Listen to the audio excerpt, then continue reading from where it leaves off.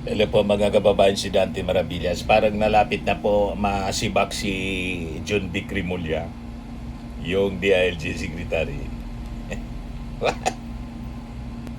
Bakit niya Mr. Maravillas? Ito ngayon yung balita dito sa Billionaire News Channel. Ang sabi, yung ating Pangulong Bongbong Marcos fed up na with John B. Cremulya as fugitives keep evading arrest. Malamang mga kababayan, doon pa lang sa nangyari po sa Senado, kung saan nakatakas si Bato de la Rosa, kausap pa lang niya, o di ba? Kausap niya nung gabing yon. Then at 2:30 in the morning, dapat po hindi niya iniwan si Bato. Di ba? Na protective custody ng Senado. After na magpa-press con siya mga kababayan, nagpa-press con siya sa labas. Yun pa mga kababayan, yung ginawang pagkakataon ni Bato para tumakas.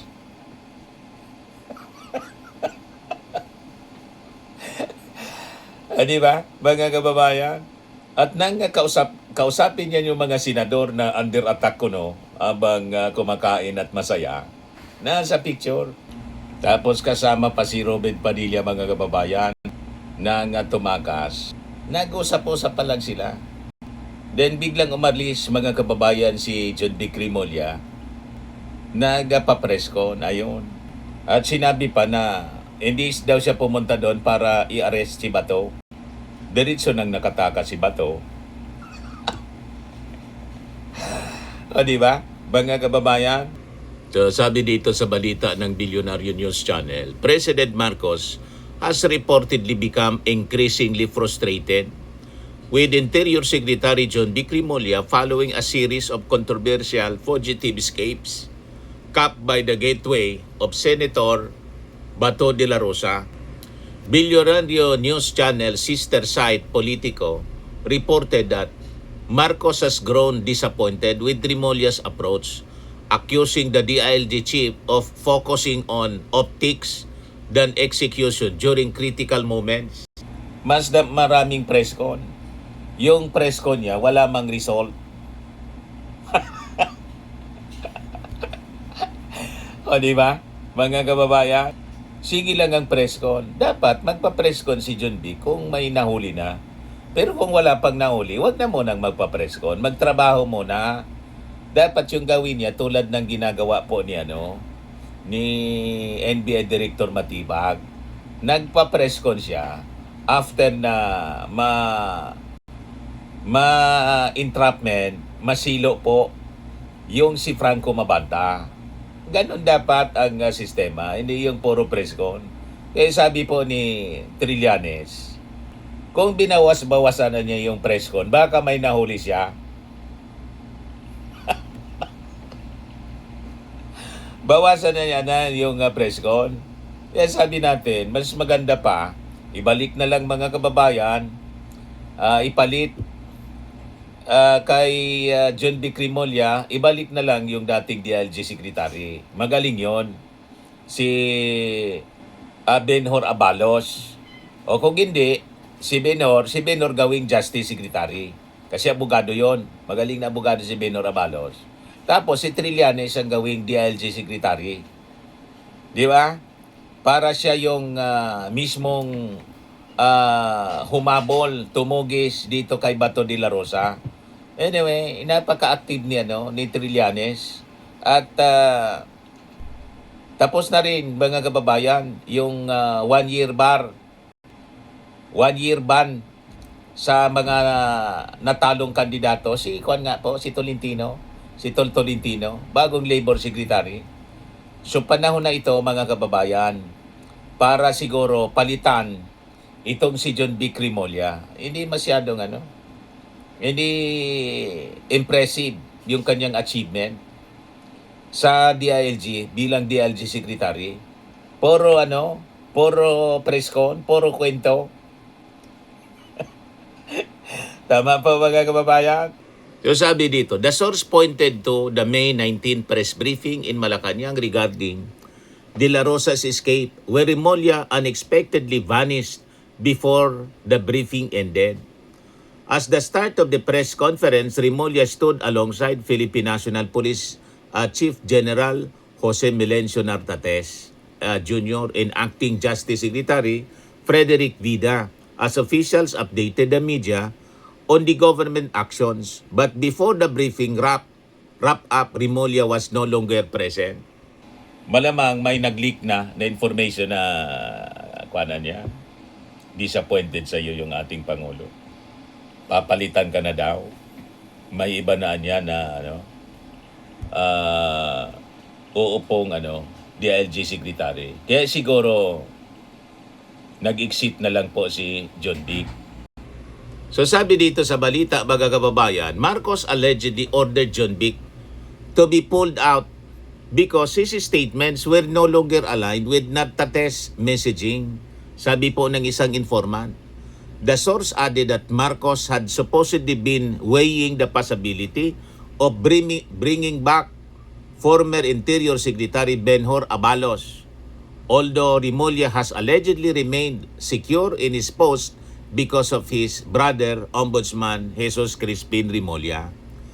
Boying is said to be the only reason why John Vic has managed to hang on to his post despite his major blunders. Sabi po ng source, critics have blamed Remulla's alleged hesitation in enforcing the ICC arrest warrant against De La Rosa for allowing the senator to slip away on May 14 shortly after gunfire erupted inside the Senate complex and triggered a lockdown. According to the source, Remulla failed to act swiftly after the Supreme Court refused to issue the temporary restraining order sought by De La Rosa. Instead of moving decisively, once the TRO was denied, he went to the Senate during the height of the May 13 shooting incident, faced the media while limping, and publicly announced that he was not there to arrest De La Rosa. O diba? Sablay mga kababayan, nagtaka nga ako kung bakit ganun yung statement ni ni John Vic Remulla. So kung hindi siya pumunta doon para i-arrest si Bato de la Rosa, bakit pa siya pumunta doon? Di ba? So anong nangyari? Naging distraction pa siya kasi nagpatawag siya ng press briefing. Parang lumalabas si John Vic kasabwat. Di ba? Mga kababayan. Images later circulated online showing Remulla conversing with members of the Senate Majority Bloc inside the Senate complex after tensions from the shooting incident had eased. Hours later, De La Rosa reportedly left the premises with the help of Senator Robin Padilla. De La Rosa is not the only controversial figure to evade authorities during Remulla's tenure. Ito si John Vic, nakikipagbungis-ngisan, kausap mga kababayan, yung Senate Majority. Post ito ni Bongo. Mga kababayan, huwag na po kayong mag-alala, ligtas na po kami, pagdasal ninyo po kami dito sa Senado. Yan si John Vic, kampante. Parang naging party pa siya tuloy ng script ng pagtakas ni Bato de la Rosa. Di ba po mga kababayan? Yan malinaw. Kausap si Alan Peter Cayetano, si Bongo, si Robin Padilla, lahat ng majority members. Afterwards, si Robin Padilla yung kasama sa pagtakas.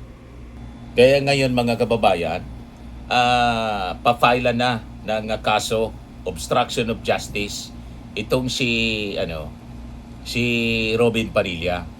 So other than si Bato de la Rosa, former presidential spokesperson Harry Roque also managed to leave the country in September 2024 while facing human trafficking complaints linked to his alleged connection with the Pogo Hub. Roque departed after being cited in contempt for repeatedly skipping Senate hearings investigating offshore gambling operations allegedly tied to criminal syndicates. His asylum request in Europe remains unresolved.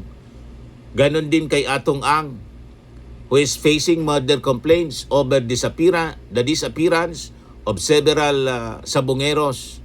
Also remains at large despite authorities offering 20 million pesos reward for the information leading to his arrest. Remulla likewise faced embarrassment in the case of former Congressman Saldico, who has been linked to the alleged flood control scam. Last April, DILG Chief Remulla claimed could be deported back to the Philippines within 1 to 3 weeks after supposedly being detained in the Czech Republic. However, the Department of Justice later disclosed that officials sent to Prague discovered was no longer under Czech custody. Puro sablay. Ang gagawin mo, mga kababayan, sa isang opisyal na ang mga ginawa, puro sablay, hindi palitan. Ibalik na lang po itong si Benhur Abalos, kasi effective as DILG Secretary itong si Benhur Abalos. Ayan tuloy, si Bato de la Rosa, ito yung latest sa kanya. May pa-post-post pasado sa kanyang Facebook. Nakikiisa tayo sa ating mga kapatid na Muslim sa pagdiriwang ng Idil Ad-Adha, Feast of Sacrifice. Despite the persecution we face on every possible front, we hold fast to our faith. No sacrifice will be in vain. God sees us, God is with us. Sabi ni Bato de la Rosa sa kanyang post. Anong sinasabi niyang persecution? Walang persecution sa kanya.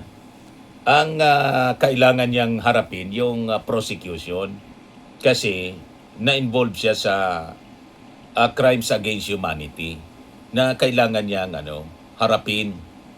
Kasama yung kanyang kapitapitagan na kinikilalang tatay na lumalabas kanya na pong nilaglag kasi ayaw na niyang samahan. Di ba? Si Digong. Pinabariaan na niya si Digong. Duterte at the ICC first status conference. Yan o. The ICC Trial Chamber 2 hold its first status conference in the case against former President Rodrigo Duterte on Wednesday, May 27. Some of them are related to existing witnesses where we first status conference, mga kababayan, at the ICC, and it's just really part of the same case. So, but it will not be a huge number. Right. At sabi dito, the prosecution to present 60 to 70 witnesses, including 31 insiders, in Duterte's ICC trial. Ang sabi, yung ICC trial niya, formal trial, could begin on November 30, 2026. Sa November. So yan ang mga latest. Kaya lang si Bato de la Rosa nagtatago. Di ba? Imbes na samahan niya doon yung kanyang pinakamamahal na tatay. Nag-iba ng posisyon. Nagkalaglagan na, mga kababayan. Anyway, yan po yung mga developments ng mga balita. Ako po si Dante Maravillas. Bye-bye po. God bless.